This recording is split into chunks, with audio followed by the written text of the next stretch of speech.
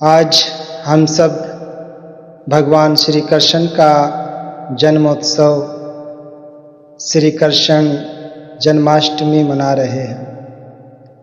और जन्माष्टमी केवल एक धार्मिक त्यौहार ही नहीं है, बल्कि ये एक आध्यात्मिक ऊर्जा, प्रेम, त्याग और धर्म की स्थापना का भी प्रतीक है।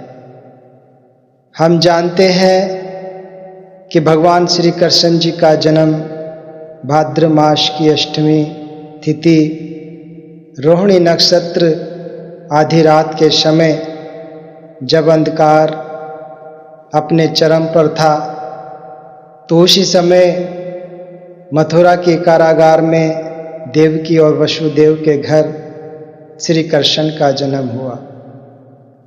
ये कोई साधारण जन्म नहीं था, बल्कि धरती को अधर्म और पाप के बोझ से मुक्त कराकर सत्य के मार्ग को पुनः स्थापित करने का एक दिव्य अवतरण था। जब कंस का आतंक पूरे मथुरा और आसपास फैला हुआ था, निर्दोष लोगों पर अत्याचार, अन्याय और भय का वातावरण था, तो ऐसे समय में भगवान ने ये दिखाया कि जब भी संसार में अधर्म बढ़ेगा और धर्म संकट में पड़ेगा, तो तब तब वे अवश्य अवतरित होंगे।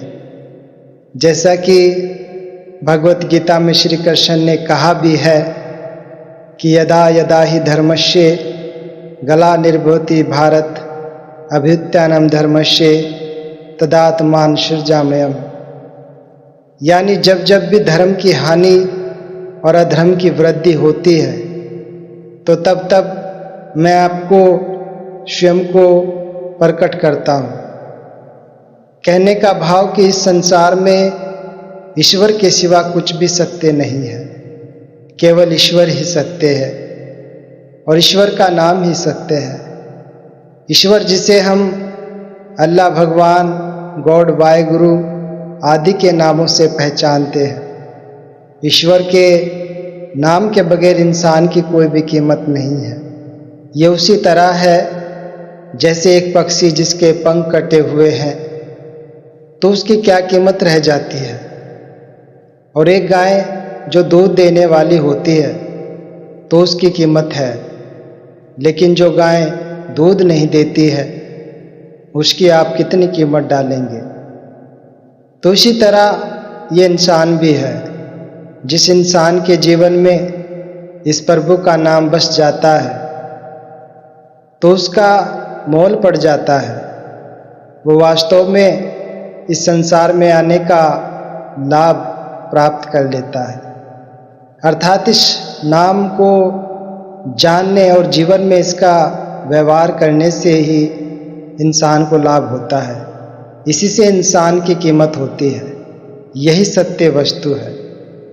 इंसान को अपने जीवन में इसी की कमाई करनी चाहिए। पर जिस चीज़ की कमाई ये करता है, जिसको इसे बचाना चाहिए, उसको तो इंसान बचाता ही नहीं है और सभी बाकी चीज़ों को बचाने की कोशिश करता रहता है। सभी कुछ कायम रखने की कोशिश करता रहता है। झूठी वस्तुओं के लिए दूसरों के साथ टकराव भी करता है।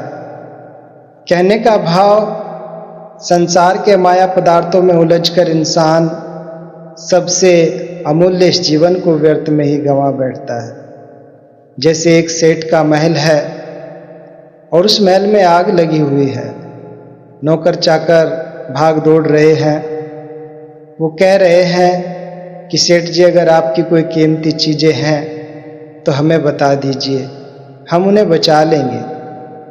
आग बहुत तेज़ी से बढ़ रही है। तो सेठ जी ने एकदम से कहा कि हाँ, फला कमरे में चले जाओ, वहाँ तुमको एक तस्वीर दिखाई देगी। उस तस्वीर के पीछे एक तिजोरी बनाई गई है, तो उस तिजोरी में से आप कीमती मूल्यवान हीरे उठा कर ले आओ। तो हीरे भी आ गए। फिर सेठ से पूछा गया कि अभी भी एक कमरा बचा हुआ है, और कुछ ध्यान में हो तो वो भी बता दीजिए। तो सेठ बोला कि हाँ, उसमें भी एक बहुत ही कीमती सोने से मढ़ा हुआ गलीचा पड़ा हुआ है, उसे भी उठा कर ले आओ। तो वो भी आ गया और फिर थोड़ा समय बीता तो सारा महल आग की लपेट में आ गया। तो अचानक ही एक नौकर ने सेठ जी से पूछ लिया कि सेठ जी, छोटे मालिक कहाँ हैं? तो सेठ जी को एकदम से पसीना आ गया, उसकी सांसें उखड़ने लगी, वो घबरा गया। उसने कहा कि जब आग लगी थी तो वो मेरे ही कमरे में सो रहा था। और इतना कहकर वो अपनी छाती पीट पीट कर रोने लगा।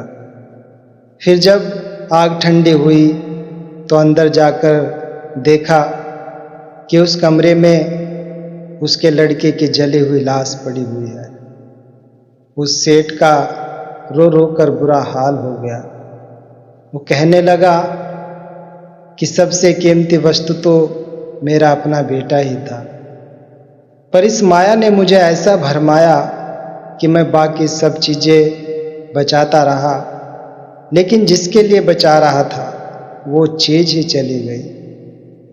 तो इसी तरह मानव को भी ये जन्म मिला है और इस मनुष्य तन को जो चेतन सत्ता चला रही है, जिसको तो आत्मा कहता है, तो समय रहते तो इस आत्मा को संवार ले। काल के आने से पहले तो अपना जीवन संवार ले।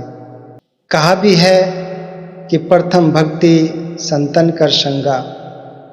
तो ये संग क्या होता है? संग सिर्फ शरीर के दर्शन नहीं हुआ करते हैं। जैसे अगर हम बच्चे को कुछ विद्या देना चाहते हैं ताकि वो पढ़ लिख जाए, तो क्या कभी ऐसा हुआ है कि किसी पिता ने अपने बच्चे को हाथ पकड़कर स्कूल की बिल्डिंग के पास ले जाए और कहे कि देखो, स्कूल की खिड़की में से वो जो अध्यापक दिखाई दे रहा है तो वो बड़ा ही लायक है, वो देखो बच्चों को पढ़ा रहा है। कहने का भाव कि बच्चों को अध्यापक की केवल शक्ल दिखाने से हमारा बच्चा पढ़ लिख नहीं जाएगा। हम जानते हैं कि शिक्षक के पास उसको छोड़ना पड़ता है, उसकी संगति करनी पड़ती है, तभी वो विद्या को हासिल कर सकता है।